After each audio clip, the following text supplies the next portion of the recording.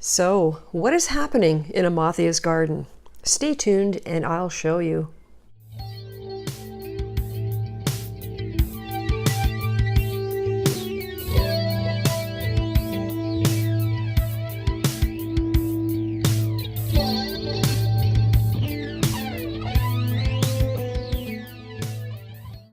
Here's a point and shoot update for Tuesday, May the 28th, 2019. It's good news.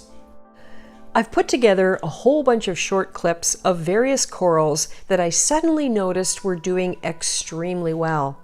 It took a long time for this tank to come back completely. I think it's now turned a corner, and I'll show you specific examples of things that I am thankful have turned around and are coming back. I hope you enjoy it. This was sold to me as a Looney Tunes Cyphastria, and it is finally starting to get some of the color back in the skin. The skin is a dark green, and it varies throughout the piece. For a long time, the skin went really dull brown, and the colors paled out. And during the tank crash, a lot of areas of this looked like they died right back. It's encrusting really quickly now, and I just love it. Right here we have the Citrus rhodactis. It used to be bright neon green with some kind of orangey yellow along the edges. And ever since the crash, it's developed these darker orange, almost pinky red areas. I'm really hoping these guys spread up this rock because I think that would look really beautiful. Behind is the war coral. This is one of my original pieces from my 20-gallon nano, and it started out as a 1-inch frag in 2016, I believe. So I'm super happy that it's still doing well. It is actually encrusting. It is encrusting down onto the barnacle that's below it. Yeah, you can see better here. All of these things, you don't realize how attached to them you become because of looking after them and caring for them and watching them grow or struggle or whatever. And during the tank crash, I think that's part of what was so devastating for me, was worrying about losing them after they had done so well, because these days you really can't take any marine life for granted. You can't. There are problems, and we can't just throw a coral in and hope it survives. We have to be more careful. I don't mean to lecture because I'm just speaking for myself and how I'm approaching it, but I really feel we cannot afford to waste marine life by not knowing what we're doing. I'm not saying don't take a chance, because I certainly do. I'm saying be informed, do your research. Don't do things you know are going to be problems. Okay, you don't need a lecture from me. Just saying. The Season's Greetings Montipora, which I was looking at other videos, and that thing is about doubled in size since before the tank crash. It turned completely dark brown, as did the other piece here, which is actually one that's broken off from the larger one. And that piece was maybe 1 inch across when I put it there, and now it's about tripled in size. The Goniastria has exploded in growth since being in this tank. It had a struggle when it first started. There were only 3 eyes on it, and now it's just really growing well. This guy is starting to encrust on the rock. I would just love to see a giant green ball right there. The Devil's Eye Chalice. This one went through the tank crash quite well. It did not really lose color. I don't know if it's because it's over here in the far corner and wasn't hit with whatever the rest of the stuff was hit with.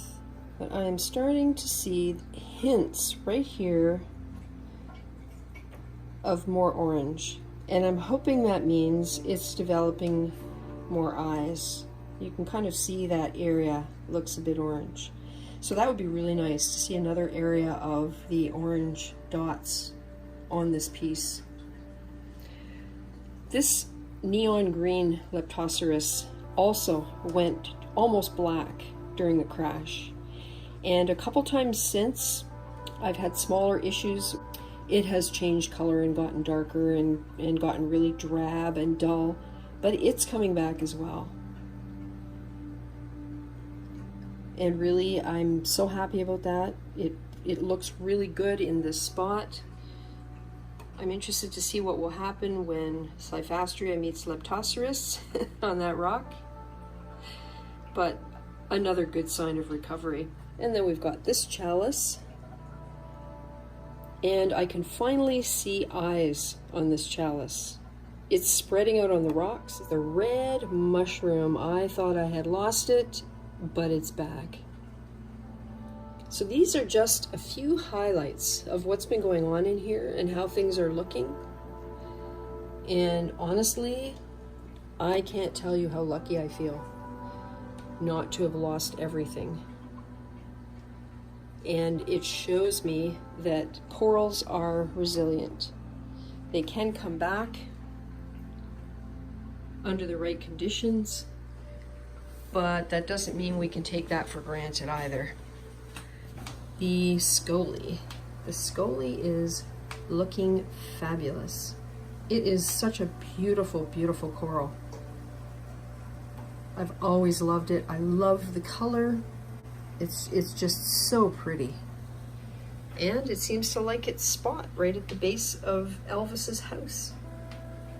There's Elvis, keeping an eye out. The gold chalice turned completely white. It does not yet have its original color back, but it's getting there. The Pagoda Coral was horrible. It completely closed up. It was sloughing off sheets and sheets of mucus. It really was having a rough time. But you can see it has come back. The branching Cyphastria turned gray during the tank crash, when it's actually kind of a very, very pale green color with the red tips. And it has started spreading out and encrusting again. So I'm optimistic that it's going to keep growing. So to put it in context, there it is. There's so much more I could say about what's going on in here. I have so many corals. I focused on the ones that I've had for a long time that really suffered and that have come back. Here are a few more individual success stories. Party Crasher Cyphastria. It's really starting to encrust now on this rock. And this guy was part of the Cyphastria project, and it was on Statue Guy and did not do well in Mollywood. I think it was getting too much light, not enough flow. So I took it off and put it on this rock instead, just for context. That's where it is. And it's doing extremely well now. So I'm very happy about that. I think that is another sign that the tank is recovered. Another really good sign is this Acropora. You can see it has polyp extension. It's been in my tank for a month and it still has polyp extension. So that says a lot to me. It means that things are on track the way they should be. So now I can fill up the zone of death with more Acropora.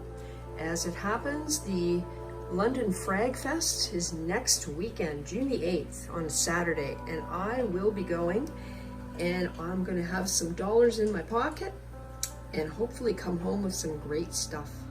Here's another coral that has never looked better. This is apparently a Divine Mystic Sunset Montipora, and it's an encrusting one, and you can see it's going up the rock behind.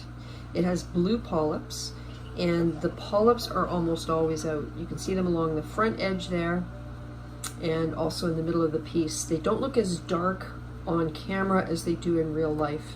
Definitely a blue cast over the entire piece.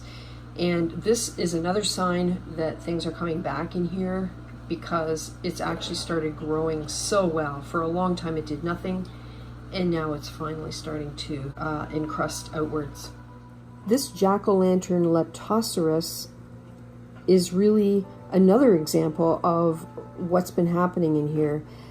The areas to the left that you can see encrusting on the rocks went almost completely black during the tank crash, and I was pretty sure that I was going to be left with just that square in the center, which of course is the original frag that I got. This has been in this tank for almost 2 years, and the square area in the center was not completely covered when I got it. It was maybe, I want to say, 3/4 of an inch by 3/4 of an inch.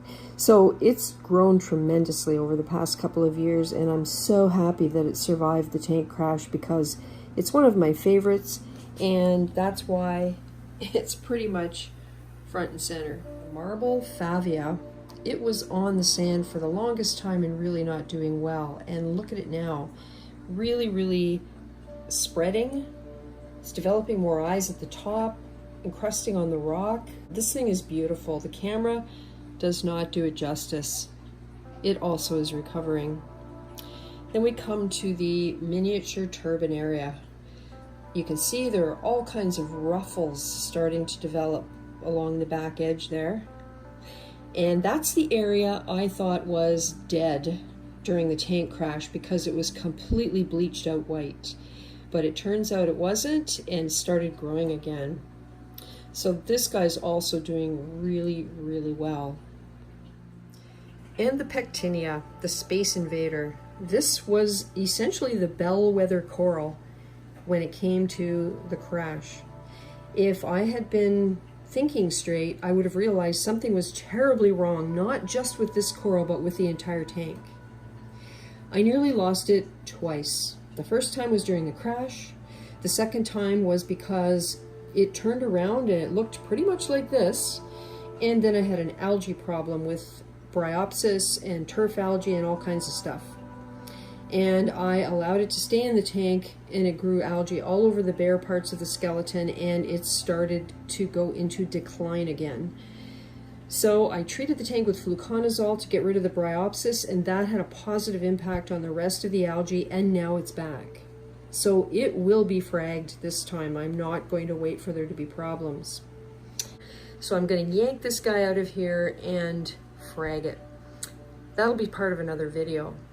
But in any case, it has really turned around despite my expectations. I'm absolutely amazed that it looks so good.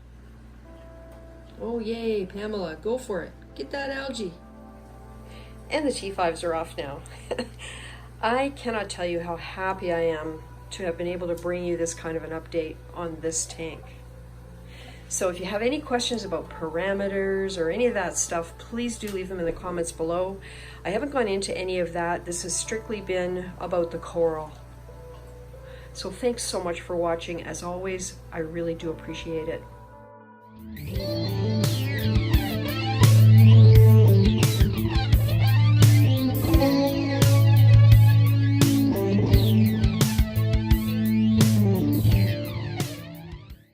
Woo! Scully feeding response. Pretty cool.